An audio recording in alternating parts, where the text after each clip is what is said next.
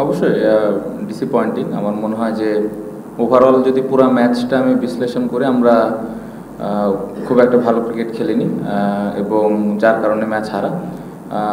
অতিরিক্ত আপসেট এটা আসলে বলবো না, কারণ এটা একটা ইন্টারন্যাশনাল ম্যাচ ছিল। আমার মনে হয় আপসেট ভালো করিনি, এই কারণেই আর কি। আমার কাছে তাই মনে হচ্ছে। আমার মনে হয় যে আমার আউটটা পুরা খেলাটা আমাদের ব্যাটিংটা নষ্ট করে ফেলেছে। আমার মনে হয় যে ওই মোমেন্টামটা ওরা পাওয়াতেই খেলাটা আমার কাছে মনে হচ্ছে যে আমরা হেরে গেছি। না, আমার মনে হয় মিরাজ এবং তাইজুল ভাই ভালো ট্রাই করেছে, অসম্ভব ভালো বোলিং করেছে। আমার মনে হয় বোর্ডে এই ধরনের রান থাকার পরে যেভাবে ওরা বল করেছে অবশ্যই ক্রেডিট দিতে হবে, বাট আমার কাছে মনে হয় যে বোর্ডে এনাফ রান ছিল না। বেশি বলবো না, হারলে যে কোনো ম্যাচ হারলেই খারাপ লাগে।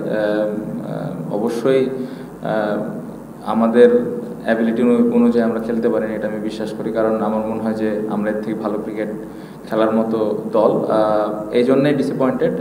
অনেক বেশি খারাপ লাগছে এই ম্যাচ হেরে, জিনিসটা এরকম না।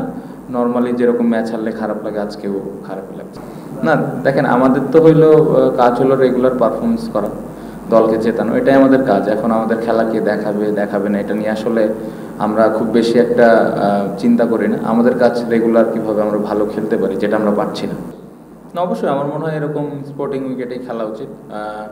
উইকেট খুবই ভালো ছিল, ব্যাটসম্যানদের জন্যও যেরকম সুবিধা ছিল, বোলারদের জন্যও টুকটাক হেল্প ছিল। সো আমার মনে হয় যে এখান থেকে আসলে আবার পেছনে তাকানোর প্রয়োজন নেই। আমার মনে হয় যে সামনের ম্যাচে ওই ধরনের উইকেট থাকাই উচিত, এবং আমি বিশ্বাস করি যে আমরা সামনের ম্যাচেও এই ধরনের স্পোর্টিং উইকেটেই খেলবো। না, আমার নর্মালি আমি সবসময় রানের জন্য চিন্তা থাকে, স্কোরিং অপরচুনিটি পেলে ওইটাই প্ল্যান থাকে। যেটা আউট হয়েছে আমার কাছে মনে হয়েছে যে হ্যাঁ, আমি সময় নিতে পারতাম, আর একটু সময় নিতে পারতাম। যেটা আপনি মেনশন করলেন যে দিনের দ্বিতীয় বল ছিল, অবশ্যই এই জায়গাটাতে আরেকটু আমার মনে হয় সময়টা নিলে বেটার হতো। বাট এই শটটা আমি খেলি, এটাও সত্য। পাশাপাশি বাট একটা জিনিসের টিমের যে সিচুয়েশন ছিল, আমার মনে হয় যে আমি না খেললেও পারতাম। প্রশ্ন এবং উত্তর দুটাই আপনি দিয়ে দিয়েছেন। আপনি নিজেই বললেন যে পারফরমেন্স করে ভ্যালুটা আসলে আবার তৈরি করতে হবে। সো এখন কিন্তু পারফরমেন্স নাই দেখে হয়তো ভ্যালুটা একটু কম নিচের দিকে যাচ্ছে। সো আমার মনে হয় যে পারফরমেন্স যখন আবার ভালো হবে বাংলাদেশ দলের, এটা অটোমেটিকলি ওপরের দিকে যাবে। না, আমার মনে হয় একটু উইকেটে খেলা উচিত, ভালো উইকেটে খেলা উচিত। এবং এই ম্যাচটা আমরা খুব বাজে ক্রিকেট খেলেছি। আমার মনে হয় যে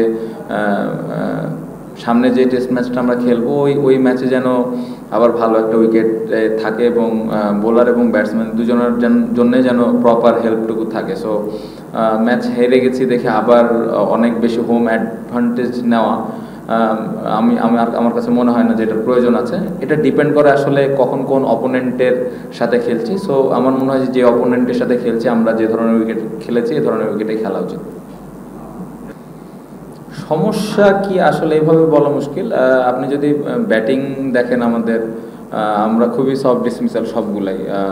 আমার মনে হয় না যে খুব বেশি ভালো বলে আমরা উইকেট দিয়ে এসেছি। সো আমার মনে হয় এখানে স্কিলের থেকে মেন্টাল অনেক ব্যাপার থাকতে পারে, যার পার্সোনাল আউট নিয়ে তারা বলতে পারে। বাট আমার মনে হয় যে এই জায়গায় আরেকটু রেসপন্সিবিলিটিস থাকা উচিত ব্যাটসম্যানদের, স্পেশালি যারা আমরা সেট হয়ে আউট হয়েছি। বেতন বাড়াতে মনে হয় আপনারা খুশি না, বা আমাদের ম্যাচ ফিজ। না, আমার মনে হয় যে অনেকদিন পরে আমাদের ম্যাচ ফিজ বেড়েছে, বোর্ড হেল্প করছেন আমাদের, এটা অবশ্যই এটা অ্যাপ্রিসিয়েট করার মতো বিষয়। আর কি হলে আসলে আমরা ভালো করব, জিনিসটা এরকম না। জিনিসটা আমার কাছে মনে হয় যে ভালো ক্রিকেট খেলাটা খুব ইম্পর্টেন্ট। ভালো ক্রিকেট চেষ্টা থাকাটা, দায়িত্ব নিয়ে খেলাটা খুব ইম্পর্টেন্ট। আমার মনে হয় যে আমরা যেভাবে ক্রিকেট খেলছি, এটা অবশ্যই আমাদের এই দায়িত্বটা নিতে হবে যে আমরা ভালো করতে পারছি না। এখন কিভাবে ভালো করতে হবে, এটা সবাই মিলে আলাপ করে বসে ওই ধরনের প্রিপারেশন প্র্যাকটিস নিয়ে আসলে করতে হবে। আমি যেটা বললাম যে আসলে সারাদিন কিন্তু মাঠে সবাই কষ্ট করছে, মেহনত করছে, বাট আপনি যদি মাঠে এক্সিকিউশনের দিক দিয়ে দেখেন, এই জায়গাটাতে অনেক ঘাটতি আছে। সো এই জায়গাটাতে খুব স্পেসিফিকভাবে যার যে রোলটা আছে ওইভাবে তাকে ওই দায়িত্বটা নিয়ে খেলতে হবে। ভাই আপনি যেটা বললেন যে এক্সপিরিয়েন্স ক্রিকেটার অনেক বছর ধরে খেলছেন, শুধুমাত্র যে উনি ব্যাটিংয়েই কন্ট্রিবিউট করেন দলকে সেরকম কিন্তু না আসলে। যখন উনি ফিল্ডিং করেন বিভিন্ন ধরনের কিন্তু প্ল্যানিং এর সাথে উনি পার্ট একটা থাকেন। সো বোলারদেরকে হেল্প করা বা যখন উনি ব্যাটিং করেন ব্যাটসম্যানদেরকে হেল্প করা বা যখন আমরা প্র্যাকটিস করি ওই সময় কার কী ল্যাকিংস আছে এই বিষয়গুলো নিয়েও কিন্তু আলাপ হয়। অবশ্যই তার ব্যাটিংটা অনেক ইম্পর্ট্যান্ট, বাট তার মাইল ফলক বা তার অতীতের এক্সপিরিয়েন্স এরকম কোনো কিছু চিন্তা আমি করছি না, আমার মনে হয় উনি নিজেও করছেন না। উনি চেষ্টা করছেন অবশ্যই প্রতি ম্যাচে যেন দলকে কন্ট্রিবিউট করা যায়। সো আমি আশা করব যে সামনে যে সুযোগ আছে, আর একটা ম্যাচ আছে, ইনশাল্লাহ উনি ঘুরে দাঁড়াবেন এবং কন্ট্রিবিউশনের দিক দিয়ে আমি স্টিল আশা ছাড়ছি না, কারণ এরকম অনেক সময় আছে গেছে ওনার, আবার ওখান থেকে ফেরতও আসছেন। সো আমার মনে হয় যে উনি ভালোভাবে ফেরত আসতে পারবেন।